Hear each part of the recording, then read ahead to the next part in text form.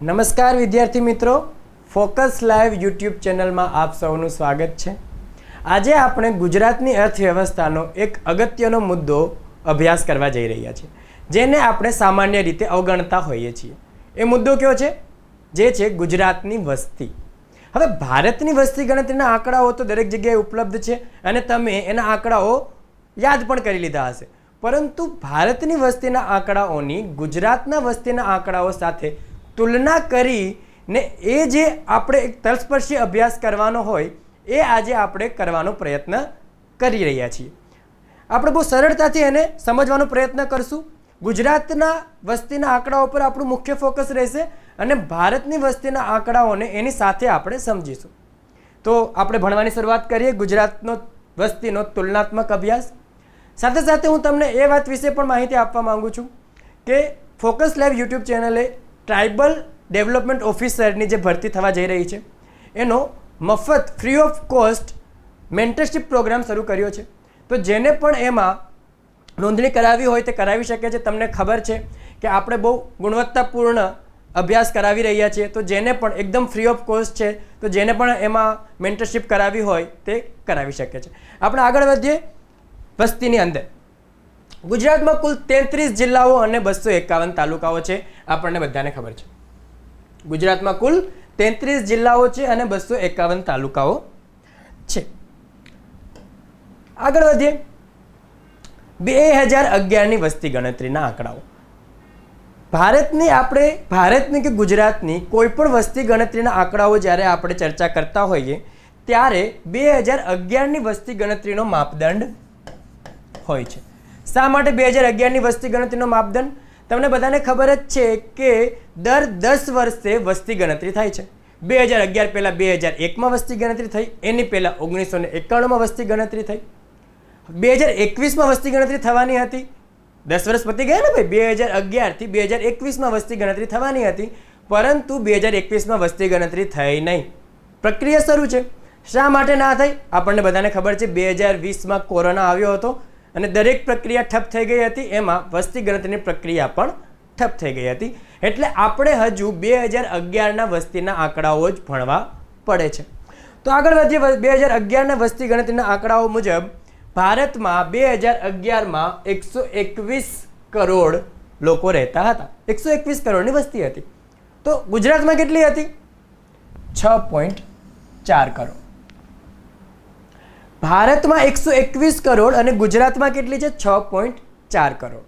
હવે ભારતના કુલ વિસ્તારનો ભાગ ગુજરાતમાં 5.97% છે। ધેટ મીન્સ કે 100% ભારતનો વિસ્તાર છે, એમાંથી 5.97% ભાગ ગુજરાતનો છે। અને વસ્તી 121 કરોડ વસ્તી ભારતમાં રહે છે, એમાંથી 4.99% વસ્તી ક્યાં રહે છે ભાઈ? ગુજરાતમાં। વિસ્તારના 5.97%, વસ્તીના 4.99%। ક્લિયર છે? હવે જો ક્રમની વાત કરીએ તો ગુજરાત રાજ્ય 10મો ક્રમ ધરાવે છે વસ્તીમાં। આપણે ક્રમ વાઇઝ વાત કરીએ, પહેલો યુપી, બીજો એ રીતે આપણે જો ક્રમ વાઇઝ વાત કરીએ તો ગુજરાતનો ક્રમ કેટલો છે? 10મો।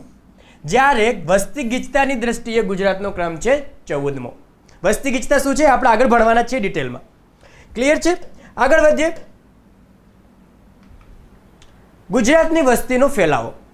ગુજરાતની જેટલી પણ વસ્તી છે એમાંથી કેટલી વસ્તી કયા વિસ્તારમાં રહે છે એને આપણે વસ્તીની વહેંચણી પણ કહી શકીએ, હે ને? તો 29% વસ્તી ગુજરાતની માત્ર આ 3 જિલ્લામાં રહે છે ભાઈ। કયા 3 જિલ્લા છે? અમદાવાદ, સુરત અને વડોદરા। ટોટલ 100% વસ્તી છે, એમાંથી 29% વસ્તી અમદાવાદ, સુરત અને વડોદરામાં રહે છે। અને જો 50% વસ્તીની વાત કરીએ કે ટોટલ 100 લોકો રહે છે, એમાંથી માત્ર 50% લોકો આ 7 જિલ્લામાં રહે છે। અમદાવાદ ટોટલ કેટલા જિલ્લા છે? હમણાં આગળ જ આપણે સ્લાઇડમાં જોયું, હે ને? એમાંથી 7 જિલ્લામાં 50% વસ્તી છે અને બાકીના જે જિલ્લા છે 33 જિલ્લાઓમાંથી એમાં બાકીની 50% વસ્તી રહે છે। કયા જિલ્લા છે? અમદાવાદ, સુરત, વડોદરા, રાજકોટ, બનાસકાંઠા, ભાવનગર અને જુનાગઢ। જો અહીંયા આપણે ચાર્ટ પણ આ આપણે ગુજરાત સરકારના સામાજિક આર્થિક સર્વેમાંથી લીધો છે, ઓથેન્ટિક સોર્સ છે મિત્રો। તો 50% વસ્તી આ 7 જિલ્લામાં અને બાકીની 50% વસ્તી બાકીના જિલ્લાઓમાં રહે છે. આ છે વસ્તીની વહેંચણી. આગળ વધીએ તો ભારતમાં વસ્તીનો ફેલાવાની વાત કરીએ. આપણે ગુજરાતમાં વાત કરીએ, ગુજરાતમાં 50% વસ્તી આટલા જિલ્લાઓમાં રહે છે. તો ભારતમાં 50% વસ્તી ક્યાં છે? રાજ્યોમાં રહે છે, હે ને? રાજ્ય એકમ, જિલ્લો નાનું એકમ, ભારત દેશ રાજ્ય એનાથી નાનું એકમ. તો 50% વસ્તી ભારતની આ 5 જિલ્લાઓમાં 5 રાજ્યમાં રહે છે. ઉત્તર પ્રદેશમાં સૌથી વધુ, એના પછી મહારાષ્ટ્ર, એના પછી પશ્ચિમ બંગાળ, એના પછી બિહાર અને એના પછી આંધ્રપ્રદેશ. ક્લિયર છે? સૌથી ઓછી વસ્તીનું રાજ્ય કયું છે? સિક્કિમ. અને જો યુનિયન ટેરિટરીની વાત કરો તો એ છે લક્ષદ્વીપ. આ થયો ભારતનો વસ્તીનો ફેલાવો. એની પહેલા આપણે જોયો ગુજરાતનો વસ્તીનો ફેલાવો અથવા તો વસ્તીની વહેંચણી. આગળ વધીએ. વસ્તી વૃદ્ધિ દરની વાત કરીએ મિત્રો, તો વસ્તી વૃદ્ધિ દર એટલે પહેલા તો શું? વસ્તી વૃદ્ધિ દર એટલે પાછલા દાયકાથી આ દાયકામાં વસ્તીમાં થતો વધારો કે ઘટાડો, એને આપણે કહીએ વસ્તી વૃદ્ધિ દર. જો હું કહી રહ્યો છું, આ થોડું સ્ટેટિક પણ છે, પણ ધ્યાન આપજો. હું કહી રહ્યો છું કે વસ્તી વૃદ્ધિ દરમાં થઈ રહ્યો ઘટાડો કે વધારો, બંનેને વૃદ્ધિ દર કહેવાય મિત્રો. ઘટાડો હોય તો પણ આપણે એને વૃદ્ધિ દર જ કહીએ, પરંતુ એને આપણે નકારાત્મક વૃદ્ધિ દર કહીએ. અને જો વધારો હોય તો આપણે એને કહીએ હકારાત્મક વૃદ્ધિ દર. ભારતમાં નિશ્ચિતપણે હકારાત્મક વૃદ્ધિ દર થયો પાછલા દાયકામાં, મતલબ 2001 થી 2011 વચ્ચે 10 વર્ષના સમયગાળામાં વસ્તી ગણતરી થાય છે ને મિત્રો. તો 2001 થી 2011 ભારતમાં 17.7% વસ્તી વૃદ્ધિ છે. તમને બધાને ખબર છે.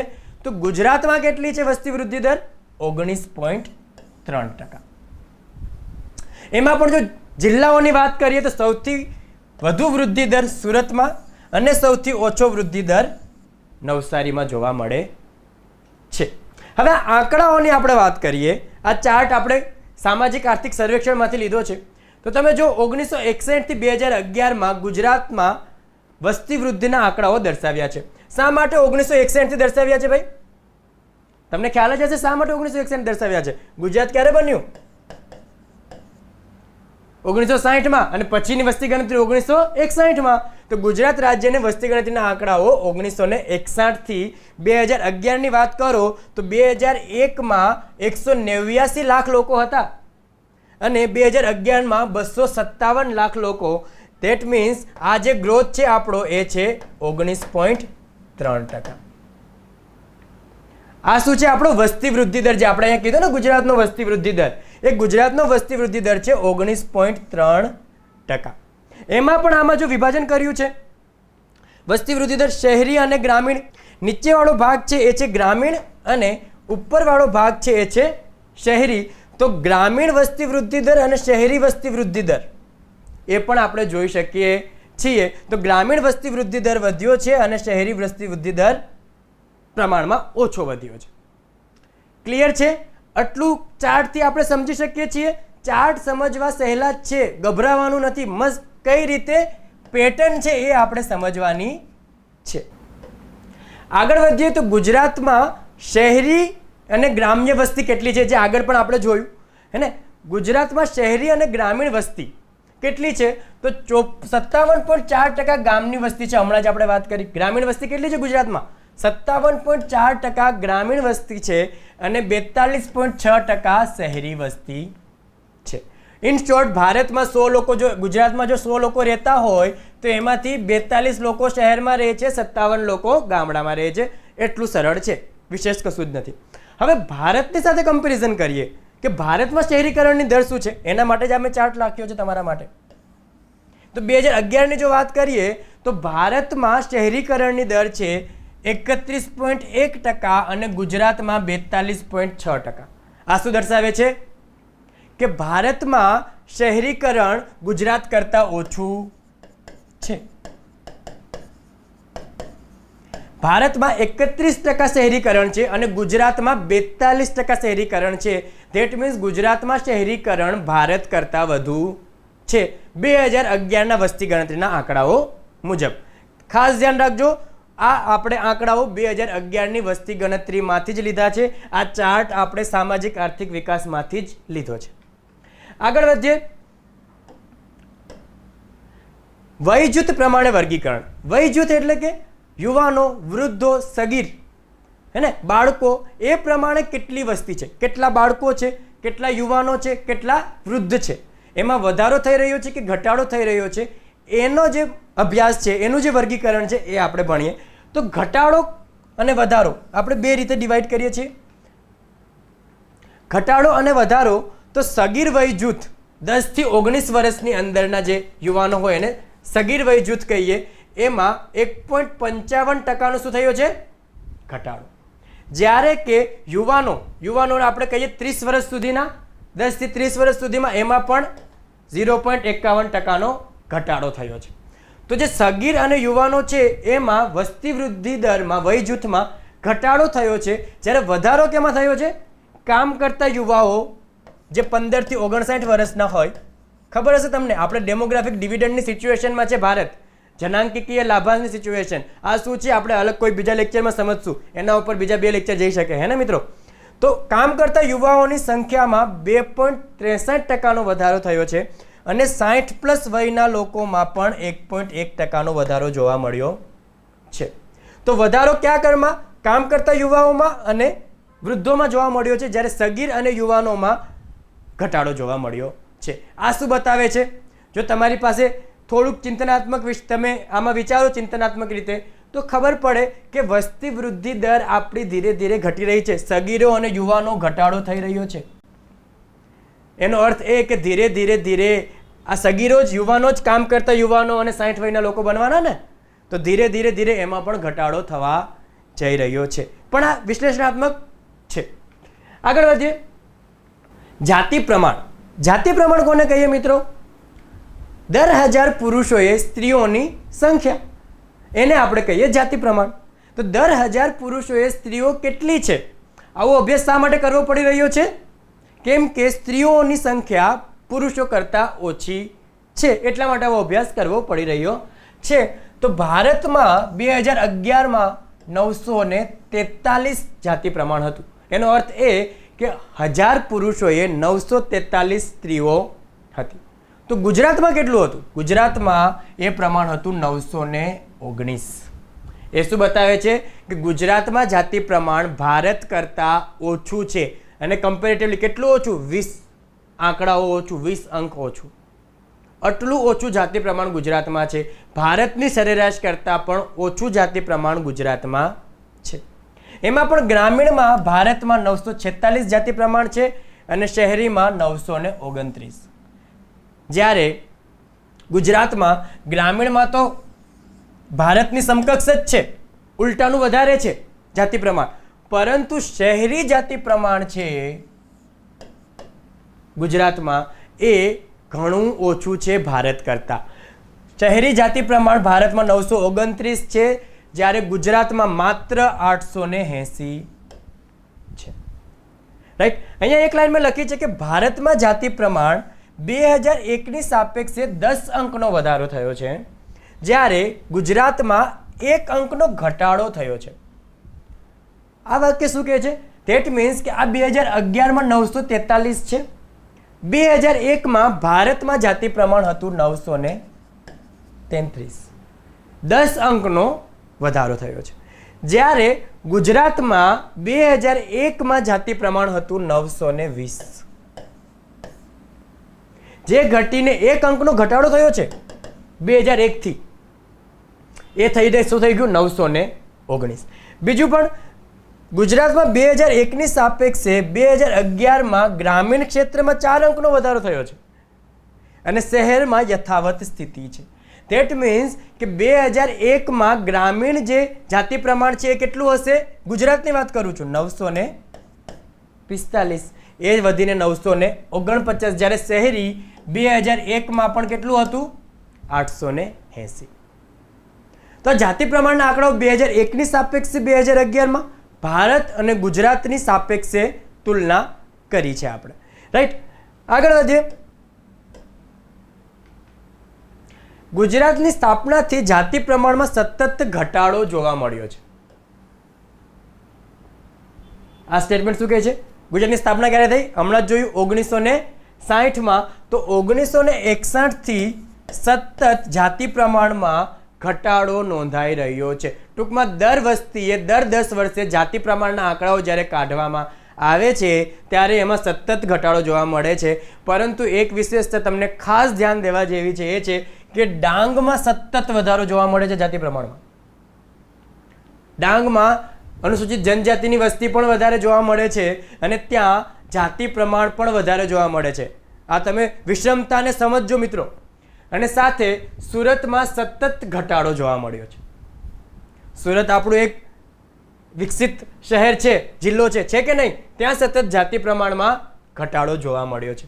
અમદાવાદમાં 2001 સિવાય સતત વધારો જોવા મળ્યો છે. અમદાવાદની સ્થિતિ પ્રમાણમાં સારી છે, સતત જાતિ પ્રમાણમાં વધારો જોવા મળ્યો છે. એક 2001નું વર્ષ જ એવું છે કે જ્યારે એકનું વર્ષની એક દાયકો 2001નો દાયકો દર દાયકાએ વસ્તી ગણતરી થતી હોય કે જેમાં ઘટાડો જોવા મળ્યો છે, બાકી સતત વધારો જોવા મળ્યો છે. હવે જો વાત કરી લઈએ સમતોલ જાતિ પ્રમાણ કરતાં વધુ જાતિ પ્રમાણની, તો ભારતમાં સમતોલ જાતિ પ્રમાણ કરતાં વધુ જાતિ પ્રમાણ કેરેલા અને પુડુચેરીમાં જોવા મળે છે. સમતોલ જાતિ પ્રમાણ મતલબ 1000 પુરુષ તો 1000 સ્ત્રી, તો 1000 પુરુષ કરતાં પણ વધારે સ્ત્રી, એનો મતલબ સમતોલ જાતિ પ્રમાણ કરતાં પણ વધુ જાતિ પ્રમાણ. તો ગુજરાતમાં સમતોલ જાતિ પ્રમાણ કરતાં વધુ જાતિ પ્રમાણ તાપીમાં જોવા મળે છે મિત્રો, 1007. પાછલી પરીક્ષામાં તાપી અને ડાંગ બંનેના વિકલ્પો આપ્યા હતા. આમાંથી ક્યાં જાતિ પ્રમાણ વધારે છે? તાપી અને ડાંગ. આપણે ક્રમ યાદ રાખીએ કે બંનેમાં વધારે છે, પરંતુ તાપીમાં 1007 છે, 1 અંકનો વધારો છે. ડાંગમાં 1006 છે. એના પછી છે દાહોદ કે જે 1000 કરતાં ઓછું છે, સમતોલ જાતિ પ્રમાણ કરતાં વધારે નથી, પરંતુ સરેરાશ કરતાં તો વધારે છે જ. આટલું ક્લિયર છે? તો જાતિ પ્રમાણથી આગળ વધીએ આપણે. બાળ જાતિ પ્રમાણ. એની પહેલા બાળકની વસ્તી, બાળ વસ્તી મતલબ બાળકોના જન્મમાં થતો વધારો. બાળ વસ્તીમાં પાછલા દાયકામાં 3.25% વધારો ગુજરાતમાં જોવા મળ્યો છે. કેમ કે 1000 બાળકો જન્મતા હશે તો એનાથી 3% વધુ બાળકો જન્મે. 100 જન્મતા હશે તો 103.25% વધારે જન્મ્યા છે. ધેટ મીન્સ 3.25% વધારે બાળ વસ્તીમાં વધારો જોવા મળ્યો છે પાછલા દાયકામાં. હવે 2001ની સાપેક્ષે બાળ જાતિ પ્રમાણ એટલે બાળ શિશુની વાત છે, જાતિ પ્રમાણ એ વયસ્કોની વાત છે, વયસ્ક પુરુષો અને મહિલાનું પ્રમાણ. જ્યારે બાળ જાતિ પ્રમાણ એ બાળકોમાં પુરુષો, બાળ, શિશુ બાળ અને શિશુ બાળકીઓનું પ્રમાણ છે. રાઈટ? આટલું ક્લિયર છે? બાળ જાતિ પ્રમાણ મતલબ કેટલા શિશુ બાળ છે અને કેટલી શિશુ બાળકીઓ છે. આના ઉપરથી આપણને વયસ્ક જાતિ પ્રમાણ આવતા 10 વર્ષમાં કેટલો જવાનો છે એનો પણ તારણ મેળવી શકીએ. તો ભારતમાં 2001માં 907 બાળ જાતિ પ્રમાણ હતું, મતલબ શિશુ બાળકો સામે 927 બાળકીઓ હતી 2001માં, જે 2011માં ઘટીને 918. આ શું બતાવે છે મિત્રો? કે વયસ્કમાં પણ જાતિ પ્રમાણ ઘટશે. બાળકીઓ ઓછી જન્મી રહી છે, બાળકીઓનું જાતિ પ્રમાણ, બાળકીઓની સંખ્યા બાળકો કરતાં ઓછી છે. ધેટ મીન્સ વયસ્કોની પણ જાતિ પ્રમાણ, જ્યારે એ જ બાળકો વયસ્ક થવાના છે તો જાતિ પ્રમાણ એ જ પ્રમાણે સંતુલિત કે અસંતુલિત થવાનું છે. અને ગુજરાતની સ્થિતિ તો આમાં એનાથી પણ વધુ બદતર છે. ગુજરાતમાં 2001માં 843 જાતિ પ્રમાણ, 883 જાતિ પ્રમાણ હતું. ભારતમાં કેટલું હતું? 927. ધેટ મીન્સ બાળકીઓની સંખ્યા 2001માં 883 હતી, જે 2011માં 890 છે. આમાં એક વિશ્લેષણાત્મક બાબત એ ખાસ ધ્યાન દેવા જેવી છે કે ભારતમાં ઘટાડો થઈ રહ્યો છે જાતિ પ્રમાણમાં. 927 હતી, 918 થઈ, ઘટાડો થયો. જ્યારે ગુજરાતમાં સરેરાશ કરતાં ભારતની જેટલું બાળ જાતિ પ્રમાણ છે એના સરેરાશ કરતાં ઓછી છે. આંકડાઓ ઓછા છે, એનાથી નીચા છે, પરંતુ જાતિ પ્રમાણની દર વધી રહી છે. જો 2001માં 883 હતી, ત્યાંથી 9 અંકનો વધારો છે, 890. હજુ પણ ભારતની સાપેક્ષે સરેરાશથી ઓછા જ છીએ આપણે, પરંતુ આપણી ગતિ સારી છે. આપણે વધારો તો થઈ રહ્યો છે. આપણે વધારો થઈ રહ્યો છે જ્યારે ભારતમાં ઘટાડો થઈ રહ્યો છે. તો આવો પ્રશ્ન આવે કે બાળ જાતિ પ્રમાણમાં ગુજરાતમાં ઘટાડો થઈ રહ્યો છે? નહીં. ગુજરાતના આંકડાઓ અવશ્યપણે શરમજનક છે એક રીતે, પરંતુ એમાં વધારો તો થઈ રહ્યો છે, જ્યારે ભારતના બાળ જાતિ પ્રમાણમાં ઘટાડો થઈ રહ્યો છે. તો આવી નાની નાની બાબતો ઉપર ધ્યાન આપવાની જરૂર છે. પહેલા પ્રશ્નમાં પૂછી દે, આવો 883 નો આંકડો આપી દે અને બીજામાં આપી દે કે બાળ જાતિ પ્રમાણ ઘટી રહ્યું છે, તો તમે અવશ્યપણે બંને ટીક મારીને આવી જશો. પરંતુ ભલે સરેરાશ કરતા ઓછો છે, પરંતુ એમાં વધારો થઈ રહ્યો છે. બાળ જાતિ પ્રમાણમાં પ્રથમ 3 અને અંતિમ 3 વિશે પણ વાત કરી લઈએ. સૌથી વધુ બાળ જાતિ પ્રમાણ ડાંગમાં જોવા મળે છે. સૌથી વધુ વયસ્ક જાતિ પ્રમાણ ક્યાં જોવા મળ્યું હતું? આપણે હમણાં આગળની સ્લાઇડમાં ભણ્યું. સૌથી વધુ વયસ્ક જાતિ પ્રમાણ તાપીમાં હતું, જ્યારે બાળ જાતિ પ્રમાણ ડાંગમાં છે. તો આમાં પણ કન્ફ્યુઝ થવાની શક્યતા છે. બાળ જાતિ પ્રમાણમાં ડાંગ આગળ છે, જ્યારે વયસ્ક જાતિ પ્રમાણમાં તાપી આગળ છે. રાઈટ. અને દાહોદ જ્યારે અંતિમ 3માં છે, જે તો તમે વિચારી જ શકો, સુરત, મહેસાણા અને ગાંધીનગર. સુરત વિચારી શકાય, મહેસાણા અને ગાંધીનગર તમારે યાદ રાખવા પડે. ક્લિયર છે? આગળ વધીએ. આ એ જ છે જે આપણે આગળ સમજ્યા, એનો જ ગ્રાફ છે. જો તમે કે ગુજરાતમાં, આ ગુજરાતની બાળ જાતિ પ્રમાણનો ચાર્ટ છે. તો ગુજરાતમાં બાળ જાતિ પ્રમાણનું સતત ઘટાડો થઈ રહ્યો છે. જો તમે સતત ઘટાડો થઈ રહ્યો છે 2001 સુધી, પરંતુ 2001 વર્ષ એવું છે કે 2001 થી 2011 વચ્ચે વધારો થયો છે. એટલે તમે જો 1961 થી સતત બાળ જાતિ પ્રમાણમાં ગુજરાતમાં ઘટાડો થયો છે, પરંતુ 2001 અને 2011માં વધારો થયો છે. તો પ્રશ્ન સીધો આવો પૂછી શકે. શું પ્રશ્ન પૂછી શકે કે ગુજરાતમાં 1961 થી બાળ જાતિ પ્રમાણમાં સતત ઘટાડો જોવા મળે છે? તો સાચું કહેશો કે ખોટું કહેશો? ખોટું છે. 2001 સુધી ઘટાડો છે, 2001 થી 2011માં વધારો છે. આપણે એ જ આગળ ચર્ચા કરી, આપણે ચાર્ટથી એને મૂલવી પણ લીધું.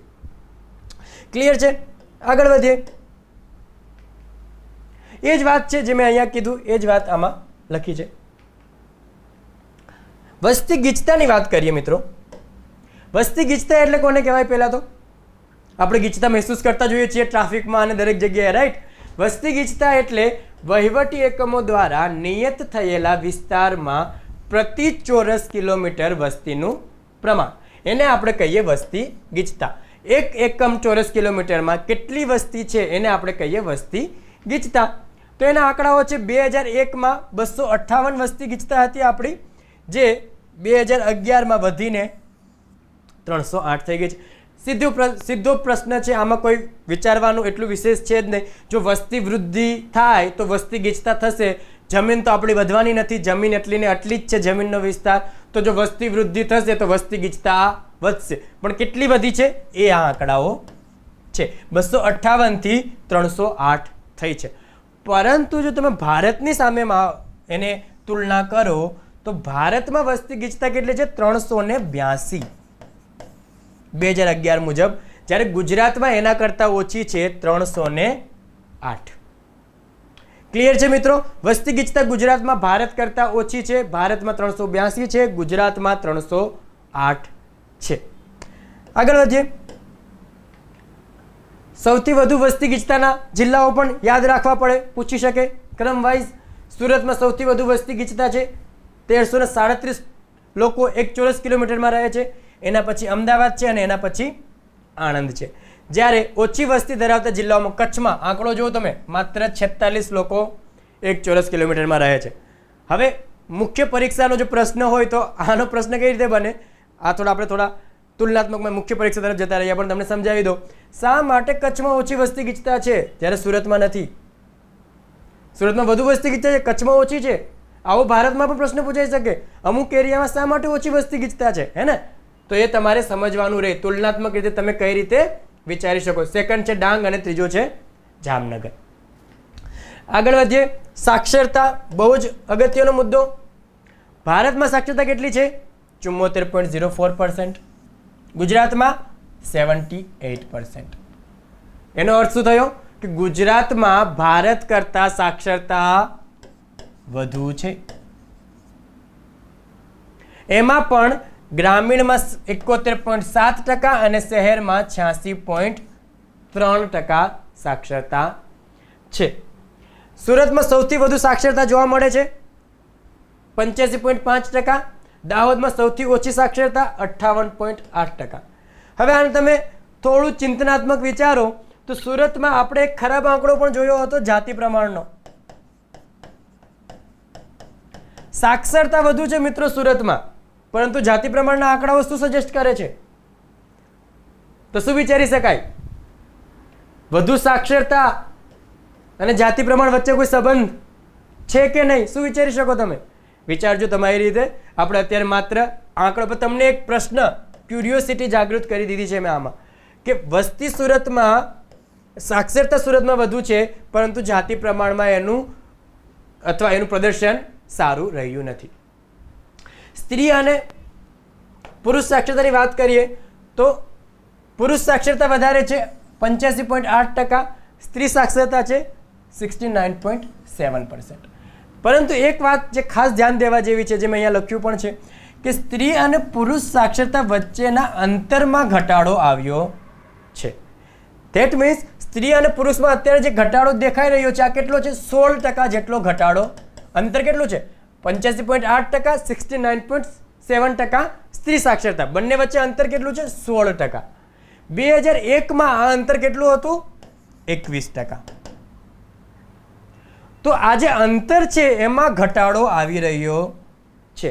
એ શું બતાવે છે કે આવતા દાયકામાં જે આ સ્ત્રી અને પુરુષ સાક્ષરતામાં જે અલગ અલગ આંકડાઓ છે એમાં સપ્રમાણ આવી શકે, કેમ કે 4%નો ઘટાડો 10 વર્ષમાં જોવા મળ્યો છે. કેમાં? અંતરમાં, સાક્ષરતાના અંતરમાં. ક્લિયર છે? હવે અનુસૂચિત જાતિ, અનુસૂચિત જનજાતિ, SC ST, schedule caste, schedule tribe ને વસ્તીના આંકડાઓ પણ જોઈ લઈએ તો ભારતમાં કુલ વસ્તીના 16.6% અનુસૂચિત જાતિ છે અને અનુસૂચિત જનજાતિ એટલે કે શેડ્યુલ ટ્રાઇબ 8.6% છે. આ જ આંકડો ગુજરાતમાં 6.7% અનુસૂચિત જાતિ છે અને અનુસૂચિત જનજાતિ 14.8% છે. આ પ્રશ્ન તો નહીં ને તો મેં જ 3 થી 4 વાર પરીક્ષાઓમાં જોયો છે. દરેક આંકડાઓ ઉપર પ્રશ્ન પૂછાઈ ચૂક્યો છે. જેટલા પણ આંકડાઓ આપણે ચર્ચા કરી છે એ દરેક આંકડાઓ ઉપર પાછલા વર્ષોમાં પ્રશ્ન પૂછાઈ જ ગયા છે. અનુસૂચિત જાતિ અને જનજાતિનું જાતિ પ્રમાણ, ધેટ મીન્સ પુરુષ અને મહિલાઓનું પ્રમાણ, જે આપણે આગળ સમજી ગયા. અનુસૂચિત જાતિ અને જનજાતિમાં, અનુસૂચિત જાતિમાં જાતિ પ્રમાણ 931 છે, જ્યારે જનજાતિમાં 981 છે. જનજાતિમાં જાતિ પ્રમાણ, અનુસૂચિત જનજાતિમાં જાતિ પ્રમાણના આંકડાઓ સારા છે. સાક્ષરતા, અનુસૂચિત જાતિમાં સાક્ષરતા 79.2%, 79.2% છે, જ્યારે જનજાતિમાં સાક્ષરતા 62.5% છે. તો આમાં ક્લુ શું છે? આપણી ગુજરાતની સાક્ષરતા ઓવરઓલ કેટલી છે? 78%. આપણે આગળ જ જોયું 78%. એમાંથી અનુસૂચિત જાતિની સાક્ષરતા 79.2% છે. ધેટ મીન્સ કે નોર્મલ ગુજરાતની સાક્ષરતા કરતાં અનુસૂચિત જાતિમાં સાક્ષરતા થોડી વધારે છે, જ્યારે અનુસૂચિત જનજાતિમાં સાક્ષરતા સરેરાશ કરતાં ઓછી છે. આટલો ક્લિયર અંદાજ આવી ગયો? હું તુલના કરાવું છું તમને, કઈ રીતે તમારે તુલના કરવાની છે. આ જ આંકડાઓ છે, કઈ રીતે આપણે તુલના કરીને એને યાદ રાખી શકીએ. અંતિમ સ્લાઇડ છે મિત્રો. ગુજરાતમાં કામદારો એટલે કામ કરનારા લોકો. મુખ્ય કામ કરનારા લોકો મતલબ એવા લોકો કે જે 365 દિવસમાંથી વધારે પડતા દિવસ, 183 દિવસનો આંકડો હોય છે જનરલી, પણ આપણે તમે એ રીતે ધ્યાન રાખો કે સૌથી વધુ દિવસ જે કામ કરે છે એને આપણે કહીએ મુખ્ય કામ કરનારા લોકો.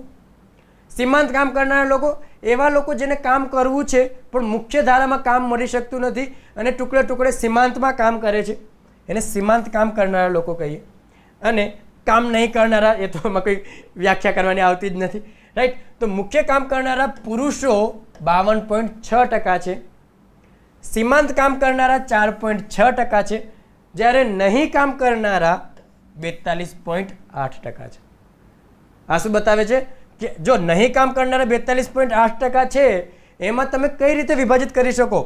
અમુક બેરોજગાર હશે, એમાંથી અમુક એવા હશે જે હજુ શિક્ષા લઈ રહ્યા હશે, રાઈટ ને? હજુ તો કામ કરવાની ઉંમર હશે પરંતુ એને કામ જોતું નથી. બેરોજગારી અને કામ ન કરવું બંનેમાં પણ તફાવત છે. તો એ ખાસ ધ્યાન રાખજો. કામ નહીં કરનાર મતલબ બેરોજગાર નહીં, હે ને? તો કામ નહીં કરનારા 42.8% લોકો છે. મહિલાઓની જો વાત કરીએ તો મુખ્ય કામદાર કરનાર 13.1, બહુ ઇઝી આપણે સમાજમાં જોઈ જ શકીએ છીએ કે ઓછી મહિલાઓ કામ કરે છે. શા માટે? આના ઉપર એક પ્રશ્ન પણ તમને આપું વિચારવા માટે. સીમાંત કામ કરનાર મહિલાઓ 10.3% અને કામ નહીં કરનાર મહિલાઓનો આંકડો 76.6% છે. હવે આજે કામ નહીં કરનાર મહિલાઓ છે એ કે પ્રકારનું કામ નથી કરતી એ આપણે વિચારવાનું છે. ઘરકામ મહિલાઓ જ કરે છે તો એને આપણે કામ ગણશું કે નહીં ગણીએ? આ પ્રશ્ન અત્યારે સર્વોચ્ચ ન્યાયતંત્રમાં અને અલગ અલગ જગ્યાએ અલગ અલગ સંસ્થાઓમાં ચર્ચા થઈ રહ્યો છે કે ઘરકામ કરવાને કામ કરવું કે ના કરવું. એટલા માટે મહિલાઓના કામ નહીં કરનારનો આંકડો વધારે છે, કેમ કે ઘરકામને આપણે આર્થિક પ્રવૃત્તિ હજુ સુધી ગણતા નથી. એટલા માટે કામ નહીં કરનારમાં મહિલાઓનો આંકડો 76.6% છે, જ્યારે પુરુષોમાં 42.8% છે. મિત્રો, તો આ હતો વસ્તીના આંકડાઓ અને વસ્તી વિશે તુલનાત્મક અભ્યાસ કરવાનો આપણે પ્રયત્ન કર્યો. હું આશા રાખું છું કે જેટલા પણ આંકડાઓ તમને યાદ રહ્યા હોય, તુલના કરી અને જેટલી પણ તુલના તમને યાદ રહી હોય એનો અભ્યાસ કરવાનો, રિવિઝન કરવાનો પ્રયત્ન કરજો, જેથી પરીક્ષામાં દરેક પ્રશ્નનો ઉત્તર તમે સરળતાથી આપી શકો.